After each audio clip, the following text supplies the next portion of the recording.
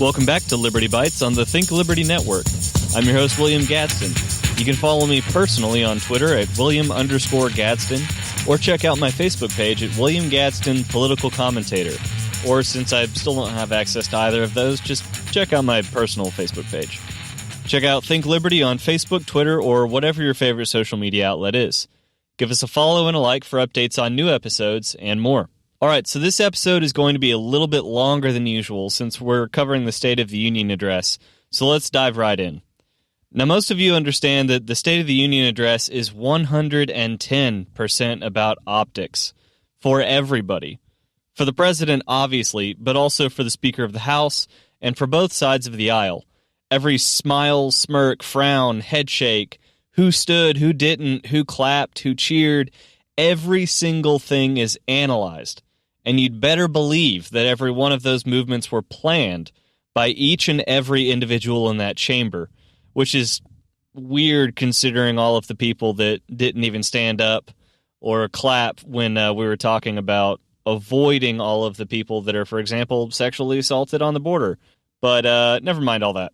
So it's important to keep that in mind as we're moving forward. All of it is calculated, it's debated, and it's settled on beforehand. And that's before we even get to the speech itself. So for the sake of time, I'll be skipping all of the fluffy parts and getting straight into the meat and potatoes of the speech. The hard numbers, the themes, and the kind of the general thrust of it. So taking all of that with a truckload of salt, here we go. Quote, we have created 5.3 million new jobs and importantly added 600,000 new manufacturing jobs, something which almost everyone said was impossible to do, but the fact is, we're just getting started. Wages are rising at the fastest pace in decades and growing for blue-collar workers who promise to fight for faster than anyone else. Nearly 5 million Americans have been lifted off food stamps. The U.S. economy is growing almost twice as fast today as when I took office, and we are considered far and away the hottest economy anywhere in the world. Now, don't be disappointed. I thought about doing my Trump impersonation for all of this, but I think it's better for you and I if I just avoid that right now. It basically involves me holding my nose and just repeating everything anyway. Anyway, unemployment has reached the lowest rate in half a century. African American, Hispanic American, and Asian American unemployment have all reached their lowest levels ever recorded. Unemployment for Americans with disabilities has also reached an all-time low. Most people are working now than at all time in history, 157 million. We passed a massive tax cut for working families and doubled the child tax credit. We virtually ended the estate or death tax on small businesses, ranches, and family farms. Okay, all of these are huge steps forward, and all of these are a result of allowing American businesses and individuals the ability to gain a competitive edge in the market by not forcing burdensome taxes and regulations on them. They now have more money to invest in their businesses and themselves, money that they should have had in the first place since they earned it. But let's be honest here, this is a step forward. So let's do more. Like ending multi-billion-dollar subsidies to those family farms that you talked about. Credit where credit is due, though. The cuts in regulations and taxes is freeing the market, and as we've talked about before, the freer the market, the freer the people. Quote, we eliminated the very unpopular Obamacare individual mandate penalty, and to give critically ill patients access to life-saving cures, we passed right to try, unquote. Now, these are two things that I'm very optimistic about. Repealing the individual mandate penalty and allowing patients to decide whether or not to take risks to regain their own health are both huge steps in the health sector towards allowing for greater individual liberty. So good on you for that one. Quote, companies are coming back to our country in large numbers thanks to our historic reductions in taxes and regulations. We have unleashed a revolution in American energy. The United States is now number one producer of oil and natural gas in the world. And now, for the first time in 65 years, we are a net exporter of energy, unquote.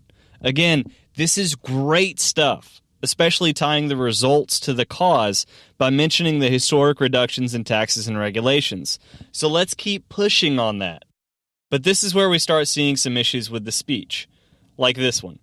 Quote, in the last Congress, both parties came together to pass unprecedented legislation to confront the opioid crisis, a sweeping new farm bill, historic VA reforms, and after 4 decades of rejection, we passed VA accountability so that we can finally terminate those who mistreat our wonderful veterans, unquote. Now, did you hear that? bipartisanship on the opioid crisis, a sweeping new farm bill, VA reforms, and helping our vets. All of that's great. Well, wait a second. What did he say about a new farm bill? Yeah, that one right there. The one sandwiched neatly between things that we can all agree on. A new farm bill that will spend even more billions of taxpayer dollars on farm regulations and subsidies, including paying some farmers not to raise their crops or setting quotas on some farmers to raise different crops with monetary incentives from the government, not from the market, and using your money to do it instead of letting the market regulate itself. That's bad, folks. And it irks me to no end that he talks about one thing that I want to give him credit for, and then he unravels and destroys what credibility he had just created for himself a few sentences later. But more on that in a second. Quote, my administration worked closely with members of both parties to sign the First Step Act into law. The legislation reforms sentencing laws that have wrongly and disproportionately harmed the African American community. The First Step Act gives nonviolent offenders the chance to re-enter society as productive, law-abiding citizens. Unquote. Okay, now this is something that I am truly excited about. This could be the first step into mitigating and eventually eliminating the drug war and costly punishments on nonviolent criminals. The fact is that for decades, we have been throwing nonviolent criminals into cages with very violent criminals for years at a time. And we're surprised when they come out worse than they were when they went in. All at the taxpayer's expense. That's your money and that's my money. This could be a step towards getting rid of that, and I'm completely in favor of it. Quote, no issue better illustrates the divide between America's working class and America's political class than illegal immigration. Wealthy politicians and donors push for open borders while living their lives behind walls and gates and guards. Meanwhile, working-class Americans are left to pay the price for mass illegal immigration. Reduced jobs, lower wages, overburdened schools and hospitals, increased crime, and a depleted social safety net. Okay, so a couple of things here. First, I love that his horns are coming out a little bit on this one, calling out all of the verified Twitter celebrities and online activists that live in million-dollar homes and preach to us about open borders, but they don't do a thing about it themselves. And I think he's dead on when he talks about the price of mass illegal immigration. But I have to point out here that there is more than one way to skin a cat. Privatize the services that are being taken advantage of. Get rid of the social safety net. And get rid of unemployment laws that keep employers and potential workers from competing in the job market with those that will take lower pay under the table. In a way, you have created this monster. Quote, in the last 2 years, our brave ICE officers made 266,000 arrests of criminal aliens, including those charged or convicted of nearly 100,000 assaults, 30,000 sex crimes, and 4,000 killings. This is the stuff that I like to see. Real, hard numbers, empirical evidence to support his points. He needs to keep that kind of stuff up. Quote, no one has benefited more from our thriving economy than women, who have filled 58% of the new jobs created in the last year. All Americans can be proud that we have more women in the workforce than ever before, and exactly 1 century after Congress passed the constitutional amendment giving women the right to vote, we also have more women serving in Congress than ever before. So this is the part where all of the Democrat women wearing white stood up and cheered and, yes, he's giving us credit. Like, okay, cool. That's fine, but again, as I was trying to say earlier, it says a lot about you when you'll stand up for self-aggrandizing and for celebrating what you are instead of who you are, and you don't stand up for the female victims that are being forced across the border illegally and sold into sexual slavery. But we're talking about the president here, so let's move on past that. Frankly, as far as all of that is concerned, I don't care what gender anyone is. When it comes to a job, what I am primarily concerned with, especially when we're talking about our political leaders, is whether or not they're qualified, whether or not they're competent, and whether or not they are honest.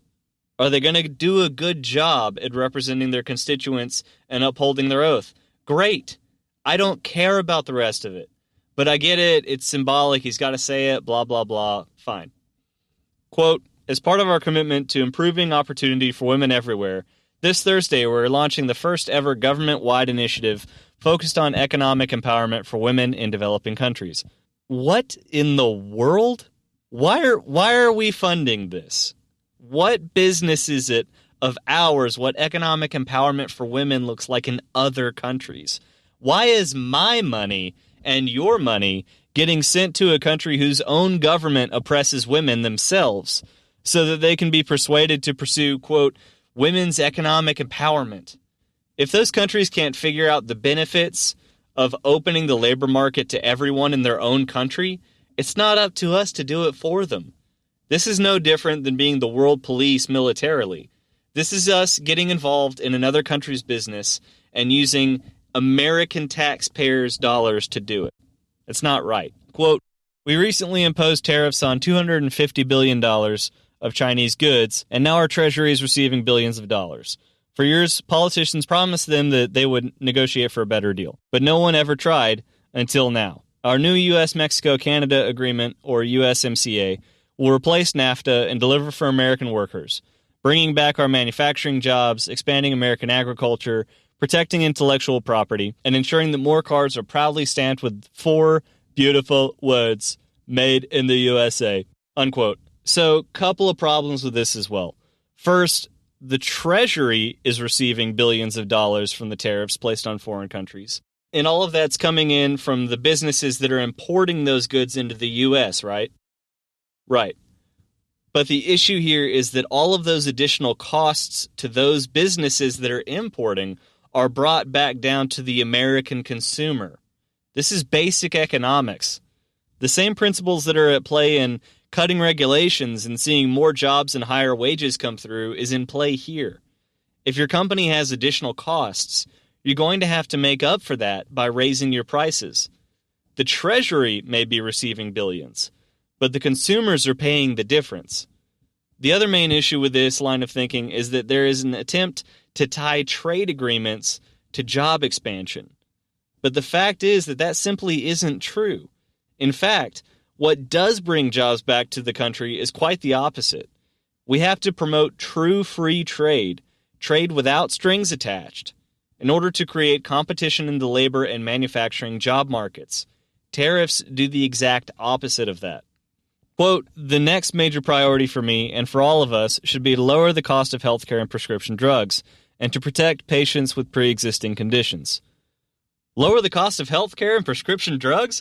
Great! But the how is even more important here than the what. And to protect patients with pre-existing conditions. Where have I heard that before? That the government is going to make healthcare more affordable? Affordable healthcare, affordable care. You see where I'm going with this. The Affordable Care Act. The people spoke loudly over and over again and said that they didn't want the ACA, or more popularly known as Obamacare. It doesn't matter if you repackage it. It's just the same government trying to do the same things and doing it badly. It just comes off as Obamacare light. Quote, I'm asking Congress to pass legislation that finally takes on the problem of global freeloading and delivers fairness and price transparency for American patients. We should also require drug companies, insurance companies, and hospitals to disclose real prices to foster competition and bring costs down. See, he's doing that thing again. It's like he knows how to encourage competition, and that competition drives down prices in the market, but there just isn't any consistency to it from him. Yes, let's take on these problems. Let's drive down the cost of healthcare for Americans. But creating competition through price transparency is a drop in the bucket. You know how else we can lower prices in healthcare? By not using over a quarter of the national budget to subsidize it. And it's only growing with a quickly expanding Medicaid program. And here comes the big 1-2 punch of this entire speech. Quote, to help support working parents, the time has come to pass school choice for America's children. School choice, yes. Stick it to those teachers' unions. Give the choice of how children are taught back to the parents. Foster competition between schools. Quote, I am also proud to be the first president to include in my budget a plan for nationwide paid family leave so that every new parent has the chance to bond with their newborn child. unquote. No, no, no, no, no, no, no, no, no. Bad, Trump. Bad. I get it. This plan has been Ivanka's baby since you came into office. But you're talking about subsidizing the choice of having children on a national scale. This is child welfare. This is making the entire country pay child support for somebody else's kid. This is just bad policy. The man gives with one hand and he takes with another. Moving on. Quote, for years, the United States was being treated very unfairly by NATO. But now we have secured a $100 billion increase in defense spending from NATO allies. Great. We're forcing other countries to hold up their ends of the bargain. But our defending countries isn't cheap, and it also shouldn't be free. So I totally agree with him pushing on these other countries to meet their side of the agreement. But let's get to what was probably the most celebrated line in his speech, and why it's probably the worst thing he could have said in light of the rest of it. Quote, here in the United States, we are alarmed by new calls to adopt socialism in our country. America was founded on liberty and independence, not government coercion, domination, and control. We are born free, and we will stay free, unquote. Wow, that's powerful, isn't it? Except you just got done bragging about being the first president to push for child welfare on a national scale. This right here was easily my biggest issue with the speech. It just comes off as so underhanded to me. It plays very well. Don't get me wrong. Hearing that line made me want to mount a bald eagle and go kill commies with my AR-15.